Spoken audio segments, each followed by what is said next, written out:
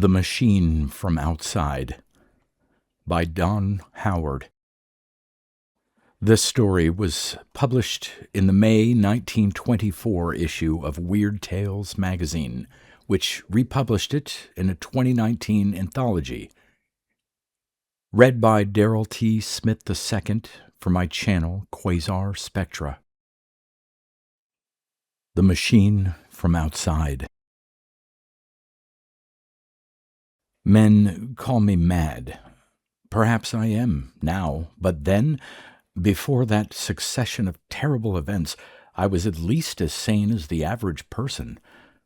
Now, the sight of a flame, a red color, or the slightest unusual sound paralyzes my reason with fear and conjures up old memories that haunt me night and day. Then I was normal, aside from the fact that my life was guided, and I pride myself, guided well by premonition, a mysterious sixth sense that had never failed to warn me correctly.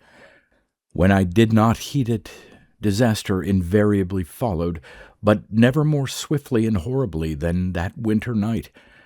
It was dark, moonless. The stars danced with an unnatural brilliance at the zenith, winking like signal fires, portending some dreadful event. I was walking across the silent snowfields that stretched endlessly in every direction. But were they silent? A low sound reached my ears, a rushing noise like waves beating on a distant shore. A faint, luminous glow spread over the sky, and a gigantic shadow of my body was thrown athwart the landscape, a yawning black pit threatening to engulf me. A giant meteor had swept from the sky, as large as the full moon, but much brighter. It neared the earth, enveloped in a cloud of white vapor and a huge train of sparks trailing in its wake. The light on the snow increased to a blinding glare as the meteor rushed at me with the speed of a rifle bullet. In the hope of escaping annihilation, I turned and ran, my way as brilliantly lighted as by a noonday sun. The roar culminated in a terrific explosion as the meteor crashed to earth just beyond the next rise. Darkness threw a smothering shroud over the scene. The force of the impact had thrown me to the ground. I could scarcely breathe in the pall of sulphurous vapor that enveloped me. Gasping, I rose to my feet and looked around. The stars had been blotted out, and the only light visible was a fire that glowed darkly in the supernatural fog. The sparks had started a blaze in a nearby grove of trees.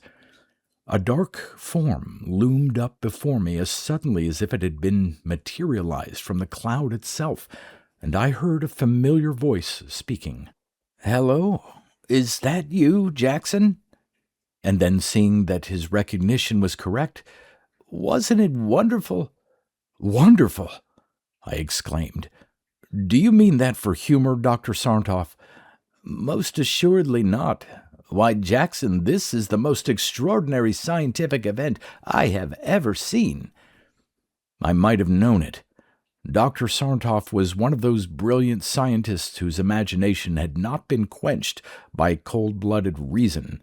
His work, therefore, was little known in scientific circles where fact and theory must be so skillfully intermingled as not to be easily detected. Sarnoff was unusual. Most men would have called him eccentric, and even at this moment he presented a strange figure. Hatless and coatless, he utterly disregarded the bitter night chill. His collar was slightly awry under his iron-gray beard, and his cheeks were flushed from excitement.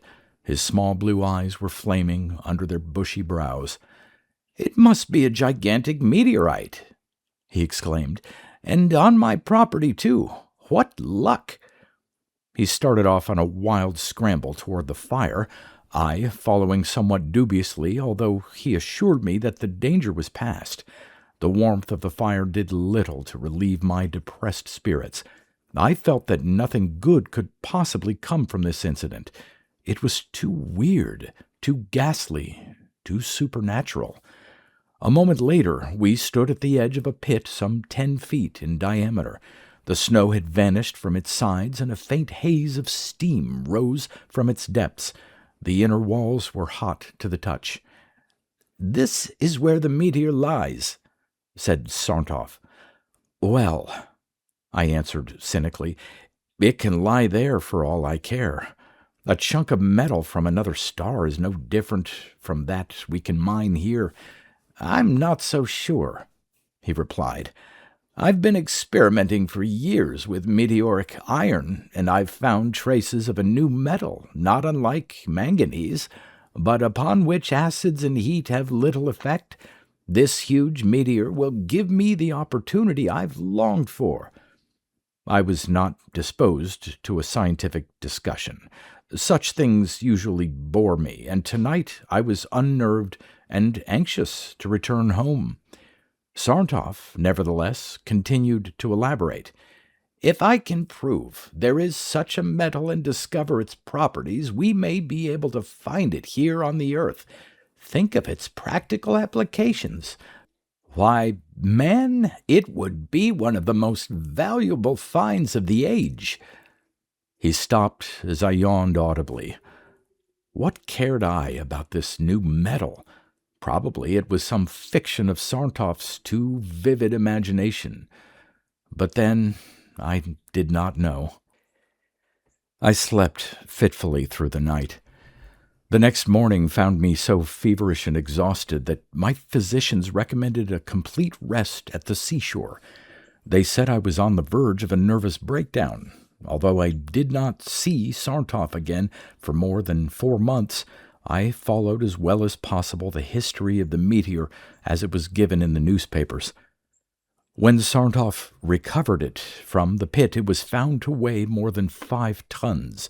A dozen museums and 1,000 private collectors bid fabulous sums to induce him to sell it. For a month it was on exhibition at his home until Sarnoff made the announcement that set the scientific world awry. The next day he would start dissolving the meteor to test for the unknown metal. The collectors arose in a body. Destroy irreparably this magnificent scientific relic? They pleaded with Sarnoff, begged, chided, scolded, threatened, and finally obtained an injunction through the courts forbidding him to continue his experiments. A month and a half of wrangling passed before Sarnoff won a complete victory. The jury had decided that the meteor was his own property and that he could use it as he wished. Several weeks later I received a telegram. "Come to me at once. Most extraordinary development concerning meteor. Sarnoff." I obeyed, with misgivings. My nerves had not yet recovered from the shock of close contact with that meteor. In my dreams I could hear it hissing by, feel its heat on my face, and would wake up trembling with fear. The slightest humming noise of any sort was enough to make me sick with dread. This spectre haunted me night and day, but nevertheless I returned. Sarnoff greeted me excitedly and pulled me toward his laboratory without giving me a chance even to remove my coat. His appearance was enough to startle anyone. I doubt if he had seen sleep inside of a week. His hair had become a shade whiter, but his blue eyes were dancing wildly in his florid face like bubbles of water on a red-hot stove. Could pseudoscience have driven the man mad? "What is the meaning of all this, Sarnoff?" I asked, glancing askance at the disordered laboratory which confronted me. "Never mind the mess," he said. "Look into that vat. There is the most wonderful machine." "Everything you see is the most wonderful," I interrupted, gazing into the huge built-in trough. It was full of an evil-smelling acid and small bubbles of gas that rose from the depths. For a moment I could see nothing. Sarnoff switched on a light. Vaguely I glimpsed the outlines of some framework. Yes, a machine, but of such an ethereal nature that it seemed scarcely more substantial than the bubbles which floated from it. "Some new invention of yours?" I asked. "No, Jackson," he said in a queer voice that thrilled me to my fingertips. It was crystallized in that meteor. Astonished, I grasped him by the shoulder, and, I warrant, shook him more violently than the occasion called for. "You can't mean that!" It was an exclamation rather than a question. "Yes, I put the meteor in that vat of acid so that all the soluble matter would disappear. This beautiful engine is the residue." My eyes were now more accustomed to the darkness. I could see the machine plainer. In shape it approximated a cube 2 feet in each dimension. The thread-like stays were as lustrous as burnished silver and wound around each other, in and out, like a queer sort of spider-web waiting to catch its prey. My heart grew cold within me. My sense of danger had warned. An idea came to me. "Perhaps this is no machine, but only the crystalline structure of your new metal that takes on this strange shape." Sarntoff's answer was brief. "Look closer." I did so, and found that within the threads was a system of small wheels and gears, so complicated that the whole affair was a maze of intricate interlacings. "What is its purpose?" "It is my aim to find that out," he replied quietly. I could sympathize with Sarnoff. His was the mind that rose beyond all difficulties.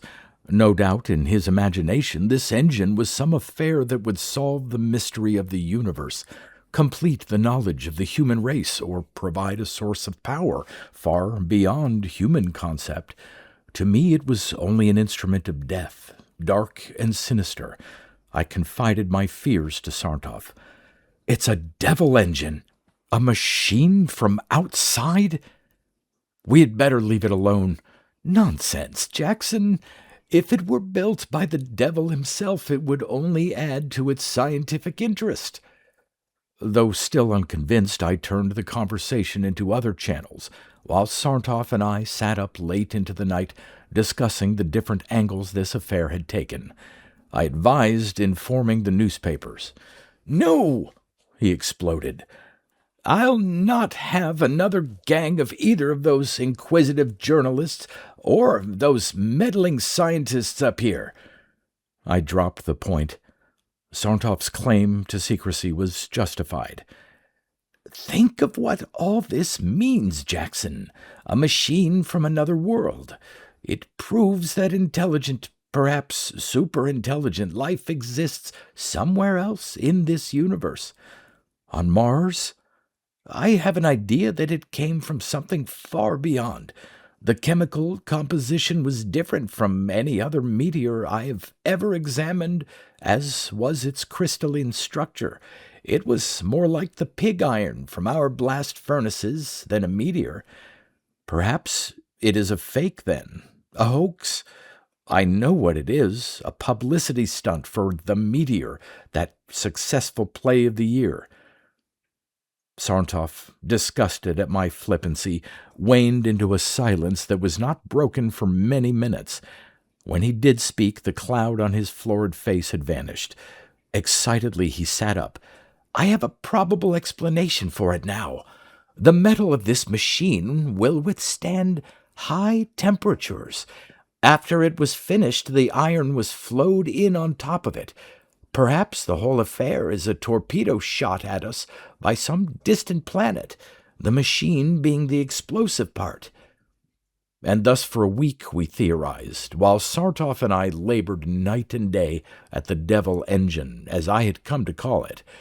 The acids had to be carefully washed from it, until finally it stood clean and dry on the floor of the vat. We dared not move it, though it seemed to possess great stability. There it lay, as bright and shining as a dewy cobweb. It scintillated like a diamond, and its jeweled radiance so fascinated me that I would gaze into its depths for hours, lost in thought. Only a crystal gazer could have appreciated the hypnotic force that held me. "What is it for?" I asked Sarnoff 100 times a day, and I received as many answers as questions. The scientist's imagination was dancing about as much as his flashing blue eyes. He was engrossed in diagramming the gearing. "Here is something queer," Sartov interjected. "Look at the color of the light as it shines through the machine in different directions." I had noticed the weird pattern before and the beautiful display of colors. "Jackson, I believe that we are nearing the solution of this problem. In some way, this engine decomposes light." He paused to make some calculations. "Yes, the result is exactly the same, as if the light were made to move in a curved path through some hyperspace." I had no idea what he meant, nor did I care. After the first 100 explanations, each new one decreased in interest.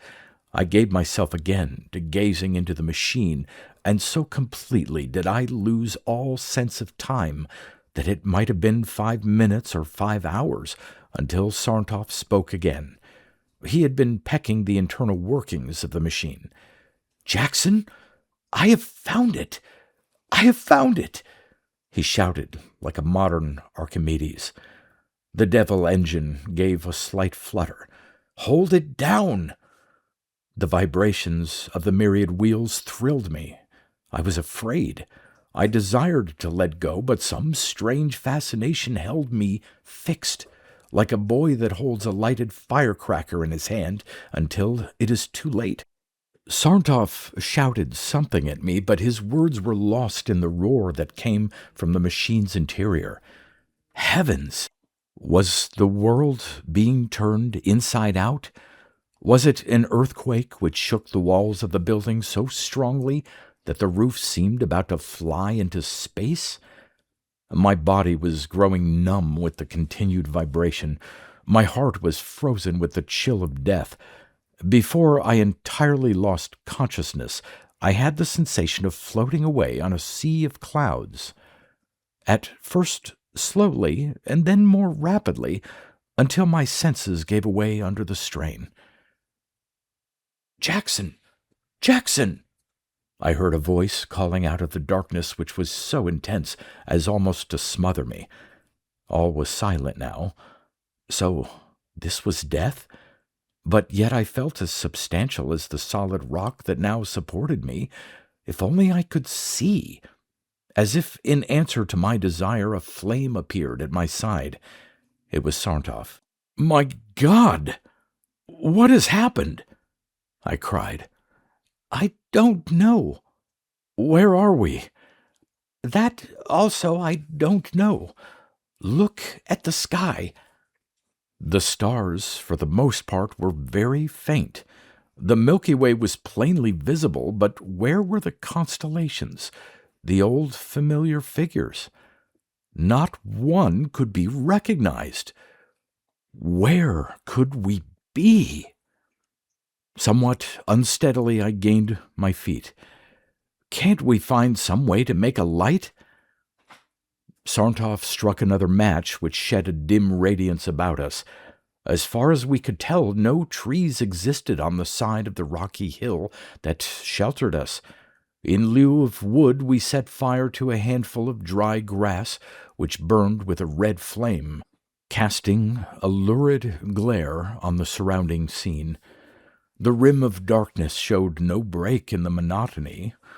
We fell into an awed silence, for we were aware that something unusual had occurred, though what we could not comprehend. Suddenly I thought of the cursed machine that was responsible for our plight. Reversing it might carry us back. I sought for it with the aid of a match. When I found it, a cry of dismay escaped from my lips. The devil engine lay broken upon the ground, its silvery stays torn out as though to release the demon that seemed to govern it. Without new metal, repair was out of the question. The days that clouded my brain began to vanish, and my fears, dulled for an instant by a sense of the unusual, stabbed again at my heart. Nothing but death could be the outcome, and such a death! Slow starvation in this utter darkness. "My God, Sartov, What can we do?" "Wait," was his philosophical reply. I was on the verge of insanity, but a sudden purple radiance that glowed on the horizon filled me with a new hope. Dawn! Silently, we watched the sun rise. The purple aureole gave place to a vivid rose which rapidly covered the entire sky. If the world were to have caught on fire in one moment, the color could have been no more ruddy. No blue in this atmosphere. The sun was a brilliant white, too dazzling for conception. I noticed that it did not appear exactly round, and presently the reason for this became apparent. It was extended by the attraction of a second sun, which suddenly launched itself into the sky. Impossible as it may seem, only one explanation was admissible. We were cast away without hope of escape on a planet revolving about a double star. Sarnoff was so wildly excited that he stuttered when he addressed me. "At first I thought that the devil engine might have carried us through time, and that we might be still on the earth some centuries removed, but now I see that we have been carried through space as well. You see, Jackson, that we're a long way from where we started." "Through time? Through space? What are you talking about?" I demanded, struggling to understand. "Well, very evidently this machine has carried us over trillions of miles." "In that short space of time? Impossible!" "Don't be foolish, Jackson. We have done it. But don't try to imagine us flying up that distance. We surely didn't do that." "How did we get here, then?" "If I'm right, it's rather complicated to put into simple language. It means only that the world has 4 instead of 3 dimensions." "That sounds like Einstein." "Yes. He and other eminent investigators have shown us that our conceptions of space and distance are not always what they seem to be. On Earth we know of but 3 directions: forward, up, and to the side. We gauge our distance from a body by the space we must cover in going there in the 3 recognized dimensions, but it might be infinitely nearer in a 4th direction if one exists." "I confess that I don't understand." "Let me reason by analogy," he replied. "If a man were constrained to live in a sewer pipe, he would know only of the forward and back direction. And if, perchance, the pipe were curved into a 2nd dimension, he might, by crawling for miles, reach a point adjacent to some place he had previously been. If at that moment some force could have opened a trapdoor, he could have made as unbelievable a jump as we ourselves have experienced." "The devil engine led us in the back way, so to speak?" I questioned. "Exactly," answered Sarnoff somewhat impatiently. "Here we are, thrown by fate into a new land, and you stand there asking foolish questions. I want to see what sort of a place this is." Our ardor quickly withered at the sight which confronted us. The lurid glare of the sky was reflected in the features of the planet's surface: red soil, red rock, red everything. But, after all, why should not red be the dominating color somewhere?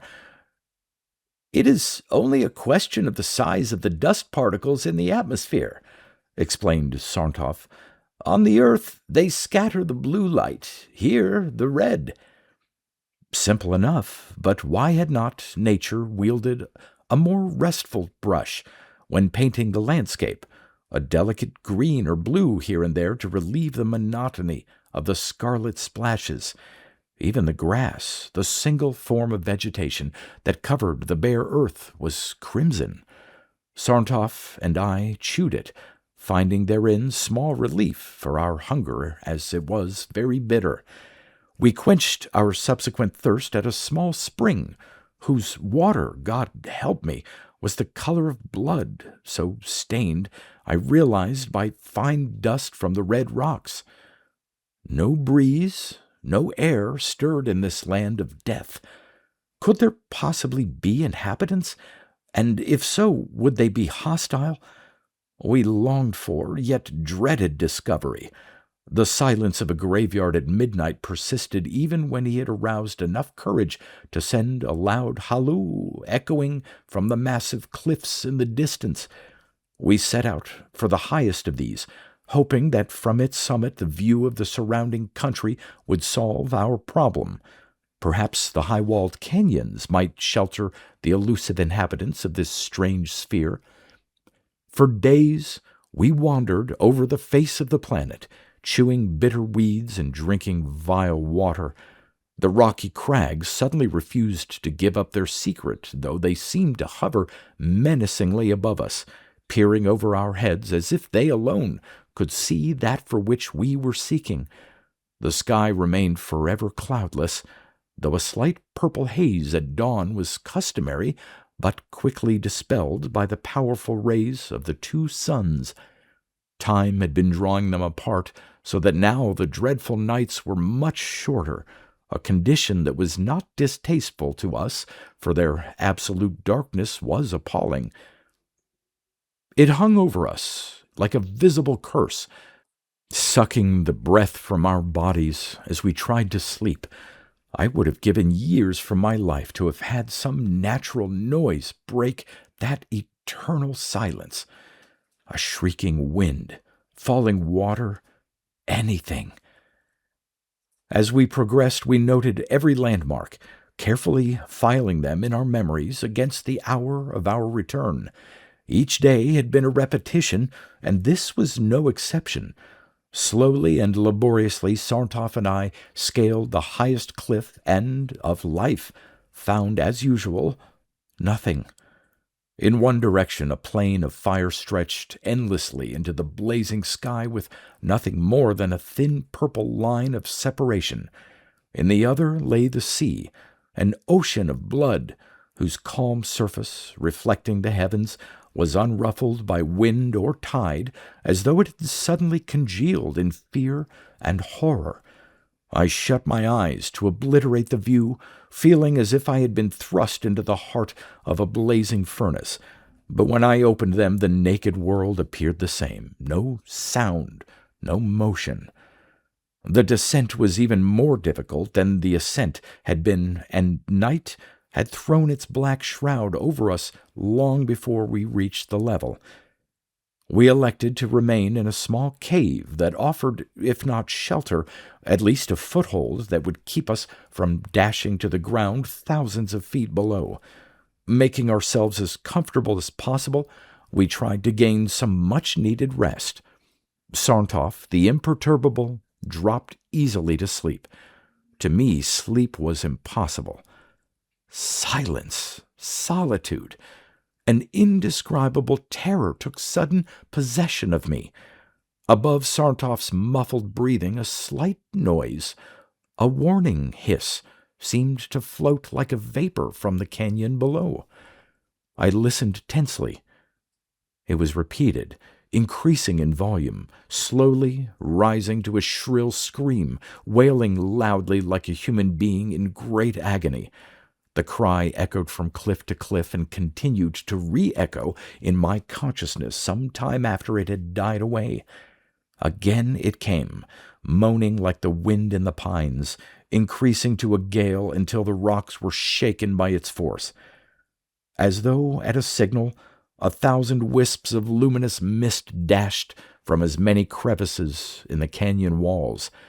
One rushed from our own shelter, nearly precipitating me into the depths from fear and from its suddenness. I could not speak, nor, I suppose, could Sarntov. My tongue was swollen with horror. A colony of ghosts in a land of blood and fire. A master's touch to an inferno. For hours, with wildest confusion, they danced in the canyon. An occasional laugh, like that of a maniac, floated upward. The display of colors was wonderful, all shades of the rainbow, no two exactly alike. At times the phantoms were round, huge, iridescent soap bubbles. and again shapeless, like phosphorescent mist rising from a dead swamp. Ages passed, time in which my consciousness recognized nothing but the myriad clouds of light as they sported in the valley. The weird cry was again repeated. The lights as suddenly vanished, and I felt a chill wind strike me as the thing, whatever it was, returned to shelter. A moment later, dawn splashed the scene with blood. Sarntov and I gazed at each other questioningly. Neither spoke of the terror that had gripped our hearts. It was too vague, yet too real to be aught but a part of this dream planet. Seemingly, hours passed before we essayed to move. Sarntov was the first to speak. "Look at the roof of our cave, Jackson." Weakly, yet fearfully, I complied. Hanging from it in long shreds was a huge supply of that spun glass metal from which the devil engine was constructed. "With this, perhaps we can repair it?" I did not dare mention what, for fear that the phantom might hear us and try to thwart our plans for leaving. "Perhaps," replied Sarntov, "but not before I solve this unspeakable mystery." "The farther I get from it, the better," I replied, "and the sooner. I have no desire to spend another night in such a horrible place." Sarntov yielded to my wishes, but after we had gathered a supply of the metal and were moving down the slope, I noticed a queer light in his eyes. "Has it occurred to you, Jackson, that we might have been sent for?" "Sent for?" I echoed. "Yes. Is it not possible that the machine was given us so that we might visit this unexplored land? If so, it seems a shame to leave it." "Don't let your scientific ardor carry you away, Sarntov. We'll be lucky if we ever leave. It's going to be no easy task to repair that engine." "I'm not the least bit hopeful that I'm equal to it," confessed the scientist. "But I'm quite sure that it would be no disappointment to me if I were obliged to spend my life here. The study of this wonderful geology alone would be enough to attract me. It is only for your sake that I'm even considering returning." "But the hardships, man, and these queer creatures, what assurance have you of their harmlessness? It's a ghastly place, a fit abode for lost souls, and we'll be well rid of it." 5 days passed. As our eyes were more accustomed to the darkness, we traveled much during the night, and indeed gained comfort by so doing, for then only, under the faint, cold light of the distant stars, was the distasteful ruddy glare invisible. How I enjoyed looking upward! The faint glitter of the Milky Way warmed my heart with its companionable ring, the only link to our former life, that past which seemed so like a dream, and which, of those thousand orbs that sparkled in the black velvet depths of heaven, was our sun with its 8 attendant planets. I marveled that I should feel such a patriotic thrill when I thought of our Earth. Here, I thought philosophically, is one solution for universal peace. Let those who are so unsatisfied with their own world glimpse it from without, and if they will, then only say, "our Earth." With half the enthusiasm they now say, "our country," they will bring in the millennium. Sarntov interrupted my wandering thoughts. "Here we are, Jackson." And following his finger through the darkness, I recognized the spot as our landing place. "The devil engine is gone!" I rushed to his side. "The ghosts have stolen it." "At least this proves that they are substantial. Ghosts could not move material objects." I stood aghast, helpless. "We are too accustomed to think of life as enclosed in a solid form, though even on our Earth there are many gelatinous or semi-liquid creatures from the jellyfish to the amoeba. I do not consider it a big stretch of the imagination to think that beings can be gaseous in form and yet have intelligence. I was about to argue the point when I saw a dark shadow against a neighboring rock. It proved to be the devil engine. "And restored to perfect order!" cried Sarntov. "By the ghosts! By these people, yes. It goes to prove my point, Jackson, that they have a wonderful civilization. If I only knew how to communicate with them, I would remain. There must be some way." "No, no," I interposed hurriedly, fearful that he might change his mind.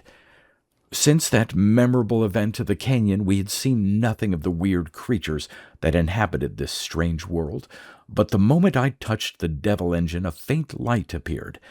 Turning quickly, I found hundreds of the creatures slowly encircling us, gradually filling in the ever-narrowing rim of darkness. "Hurry, Sarntov!" I shouted. "They'll stop us!" Sarntov did not reply as he touched the lever that would reverse the engine, sending it back along the path through which it had come. I grasped the engine with a new confidence in spite of the dancing bubbles, feeling its vibrations tingling in my brain. A strange glow suddenly seemed to come from the machine's interior. Whether it was reflected light or not, I could not say, but in my horror I fancied that one of the creatures was concealed therein. I cried my conclusion to Sarntov. "Nonsense!" Nevertheless, the idea of a machine with a soul, a true devil engine, sported through my consciousness, filling me with a terror as deep as infinity. The machine quivered, as though anxious to be off. That weird cry that drove the spirits to oblivion resounded as dawn's bloody dagger cut through the darkness. Sarntov suddenly stood erect, the light of a new resolution burning in his eyes. "Goodbye, Jackson. Some day I may return." "Not come with me!" But it was too late. The words trailed into the vacant ether. My last vision of him will remain painted forever upon my memory, and in one color, a stalwart figure silhouetted against a blood-red sky. For an eternity I floated away as in a dream. Crash! I had struck something hard, and a slight explosion followed. I was lying on the floor in Sarntov's laboratory, with a red flame licking at my feet. I fainted. The next day at the hospital, the intern acquainted me with the details. "A fire at Sarntov's," he explained. "You were rescued from the midst of the flames." "And Sarntov?" I questioned. "It's queer. His body has not yet been found." It never was.